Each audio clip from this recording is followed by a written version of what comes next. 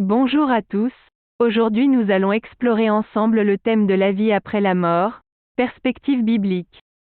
La question de ce qui se passe après la mort est une préoccupation universelle et intemporelle.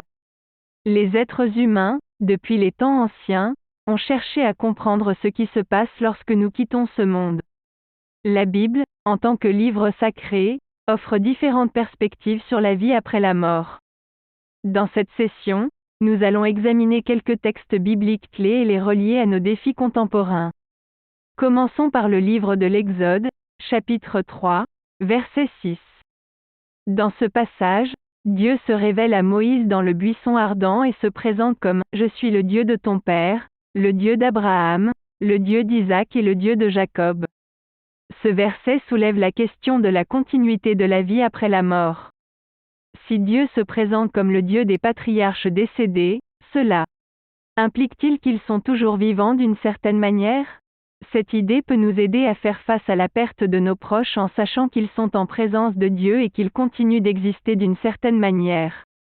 Dans le livre des Psaumes, chapitre 16, verset 10, nous lisons « Car tu ne livreras pas mon âme au séjour des morts, tu ne permettras pas que ton bien-aimé voie la corruption. » Ce verset parle de la résurrection. Il nous rappelle que la mort n'est pas la fin ultime, mais qu'il y a de l'espoir au-delà de la tombe. Cette idée peut nous encourager à vivre avec confiance et espérance, sachant que notre destinée ne se limite pas à ce monde terrestre. Un autre passage important est celui de l'Évangile selon Jean, chapitre 11, versets 25 à 26. Jésus dit à Marthe, la sœur de Lazare, « Je suis la résurrection et la vie. Celui qui croit en moi vivra, même s'il meurt, et quiconque vit et croit en moi ne mourra jamais. » Ces paroles de Jésus nous rappellent que notre foi en lui nous donne l'assurance de la vie éternelle. Elle nous invite à placer notre confiance en Jésus et à vivre en conséquence, en cherchant à suivre ses enseignements et à partager son amour avec les autres. Comment pouvons-nous appliquer ces enseignements bibliques dans notre vie quotidienne? Une application pratique pourrait être de cultiver une relation intime avec Dieu à travers la prière et l'étude de la Bible. Cela nous aide à rester connectés avec Dieu et à trouver la paix et l'espérance dans les moments difficiles. Réfléchissons maintenant aux défis auxquels certains personnages bibliques ont été confrontés. Par exemple, Job a traversé de grandes souffrances et a été confronté à la perte de sa famille, de sa santé et de ses biens. Malgré ces épreuves, Job a gardé sa foi en Dieu, et a finalement été récompensé.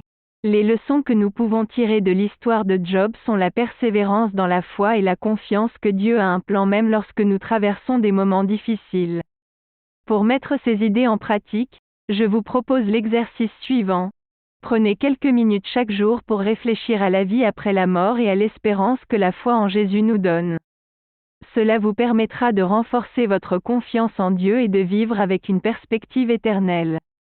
En résumé, la Bible offre différentes perspectives sur la vie après la mort, nous donnant l'assurance que la mort n'est pas la fin ultime et que notre destinée dépasse ce monde terrestre. N'oubliez pas de vous abonner à notre chaîne YouTube et de partager ce contenu avec vos amis et votre famille. Ensemble, explorons les vérités bibliques et trouvons des réponses à nos questions les plus profondes.